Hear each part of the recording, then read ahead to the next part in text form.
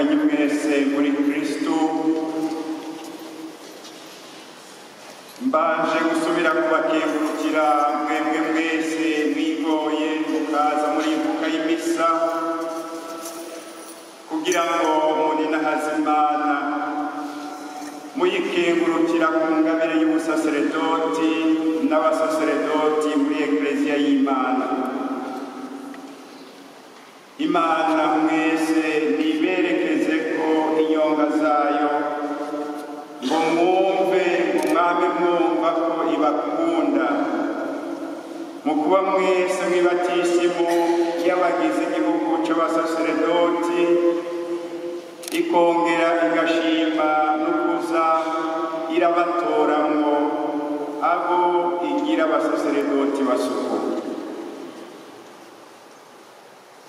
Basaseredoti basuku nkanje ngo muzokwitwa abasaseredoti b'umukama. Niryo jambo Ekleziya yama idusanganiza uyu munsi kugira ngo tumenye ko muri ya Ekleziya y'Imana naho yose isigaye ari igihugu c'abasaseredoti, hari abo Imana yirobanurira mu bandi ku buryo atarindi zina risigara ribabereye atari ukwitwa abasaseredoti b'umukama, abasuku b'umukama. Akaranga k'ubuzima n'ubutumwa bw'abo basaseredoti b'umukama ntaka twumvise mu nkuru nziza Yezu yibukije ati, mutima w'umukama Imana uri kuri jewe kuko yansize akandungika. Umusaseredoti w'umukama nk'uko dukunze kubizirikana n'urya rero azi ko atabivukanye mugabo yabitorewe, akemera agasigwa akarungikwa nka kumwe kw'abami n'abahanuzi.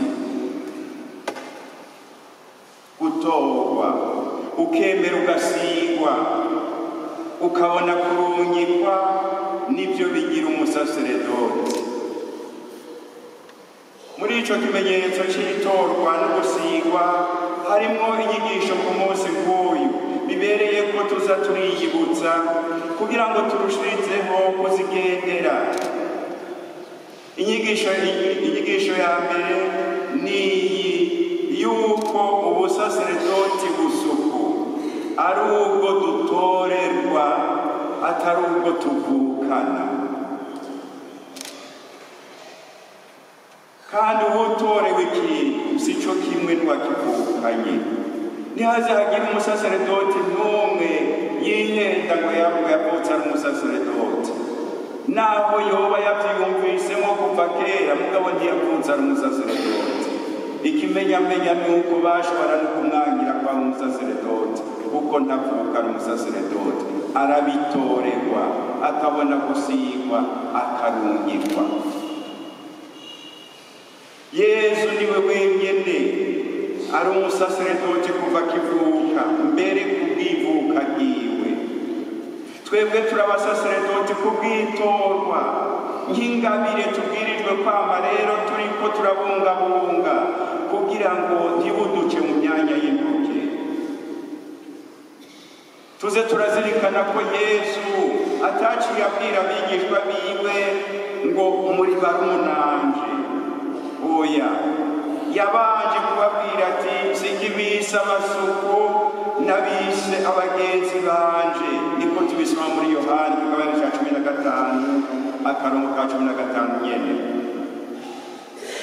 Bavukanye kuba Yezu yise abigishwa biwe abagenzi n'ijambo rihambaye cane, kuko umugenzi ari umuntu ataco ukimuhisha, musangiye byose kandi mwiyumvamwo muri byose, wiyumvamwo muri byose. Ngako nyene yarahejeje kwemeza ko batakiri abigishwa basanzwe gusa. Nico gituma yabwiye ati, ubu nabise abagenzi. mugabo ku rundi ruhande ni ijambo ritubwira ko tutokwijajara ngo twarabaye ba Yesu byuzuye. Mu nzira yo kuba nka Yesu byuzuye hari intambwe zitatu musanzwe muzi. Utangura kuba umwigishwa wiwe, hanyuma buhoro buhoro ukaba umugenzi wiwe. Urugero rwa nyuma ni ukuba umuvukanyi wa Yesu, ni rwa rugero Yesu yabashikanye ko amaze kuzuka. Niho bonyine twumva Yesu yita abigishwa biwe ngo bene wacu. Ni urugero dushikako gusa iyo twemeye gusangira nawe ugupfa ngo dushobore kuzukana nawe. Nico gituma uburyo bw'uko dushobora kugenda tugana igihagararo ca Yesu umusaseredoti mukuru, tukaba by'ukuri abavukanye biwe, ari ukuja turamwigana, mu kuja turinjira mw'isinagoga nk'uko yari abifise kw'akamenyero. Niko tuvyumvise mu nkuru nziza. Bene ukuja turava ku meza, ameza y'abakuru, tukemera tugakenyera umutamana w'abasuku ngo twoze ibirenge abo dushinzwe bose, kuko tuzobizirikana ejo.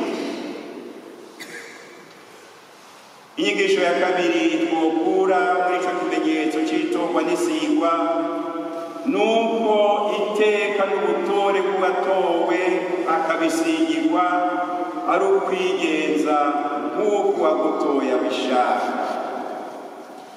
Yesu ati umutima w'umukama uri kuri jewe, kuko yansize akandungika kuburira inkuru nziza boro ababoshwe no kumenyesha umwaka w'umukama. Iteka ryacu twebwe abasaseredoti ni ukwemera tukagezwa na mutima w'umukama ari kuri jewe.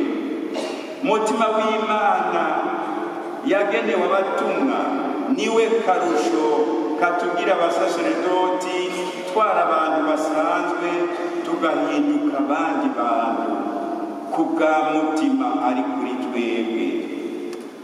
Utakiriye mutima w'Imana mu buzima bw'ibanga ry'abasaseredoti, naho kubw'umutumba womenga ahagaze neza, naho mu vy'ibikenurwa womengo n'umutumwa, nta mutumwa barimo. Twame twibuka ko n'abigishwa ba Yesu bagiye kuba abatumwa b'ukuri igihe baronka mutima mweranda.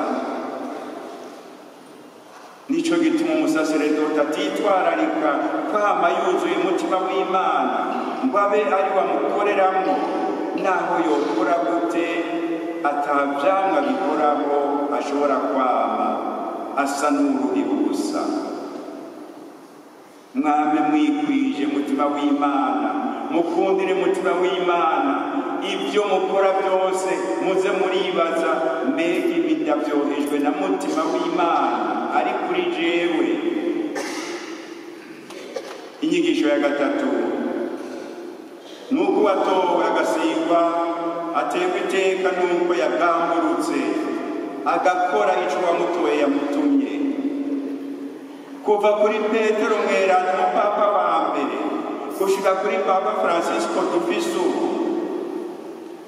kuva kuri Patiri Patrice Ndendereza na Emile Ngendagenda, abapadiri ba mbere b'Abarundi batumwe mu 1925, gushika kuri patiri ari muri mwebwe w'inimero ya nyuma twaherukiye ko mupatira.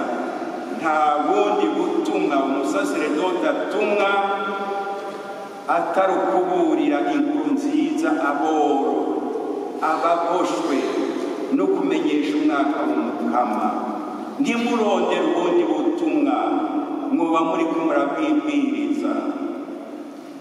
Haba hasigaye gusa kumenya abo boro n'abo baboshwe aho muherereye. Mukama mufise umutima wa Yesu Kristo, kuko umutima wa Yesu Kristo niwo bonyene udufasha kugira ngo tubone aboro, abaruhijwe, ababoshwe, abarenganywa, dushobore gutyo kubamenyesha umwaka w'umukama. Egome haba hasigaye kumenya buhoro n'abo bagoshwe babo duherereye no kwitwararika kuja turamenyesha umwaka w'umukama kugira ngo abantu bagumane umwizero kuko bazi ko Imana ibakunda. Iyo niyo porogaramu nyayo y'umusaseredoti kuva kera na rindi gushika n'uyu munsi. Basaseredoti basuka nkanje muri uyu mwaka wa yubile y'umusaseredoti mu Burundi, nkundire imbere yo guheraheza iyi nyigisho ndabibutsa impanuro zimwe twahawe n'abepiskopi.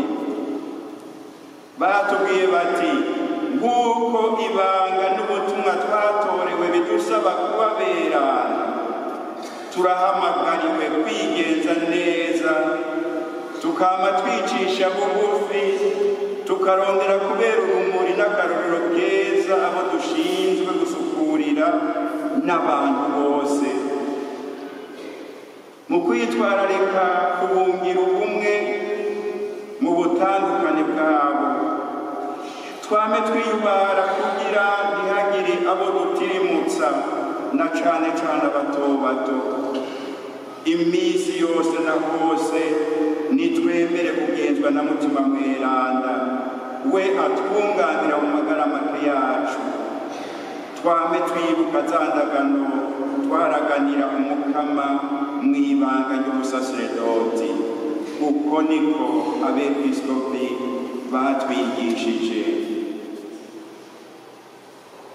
Bavukanye izo ndagano nizo duhava dusubiramo mu kanya. Tubonereho kugengurukira Imana aho hose twashoboye kuzigendera. Twongere tuyisabe n'ikigongwe aho hose dushobora kuba twarazitosekaje. Namwe mwihebeye Imana n'abakristo barayike mwaje kudushigikira, mubandanye muduhetse ku mutima. Turabanyu, ntituvuke iwanyu gusa, tuguma turabanyu kuko ni mwebwe twatorewe. Nta kindi tubereyeho atari mwebwe. Mudusabiye tukarushirizaho kuba beza kandi berana, na mwebwe muzohungukira byinshi.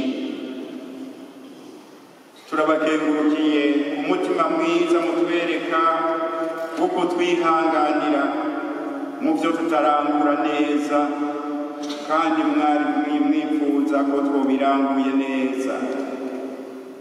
Ndimurambirwe no kudusabira, twese nyene dusabiranire, mudusabire natwe tubasabire. Basaseredoti dusangiye ibanga n'ubutumwa, namwe mwese igihugu c'abasaseredoti kubwibatisi muri konfirmasiyo twahawe, ndangije ndabaragiza mwese Bikira Mariya umuvyeyi w'umusaseredoti mukuru, kandi ndabipfurije mwese umunsi mukuru mwiza.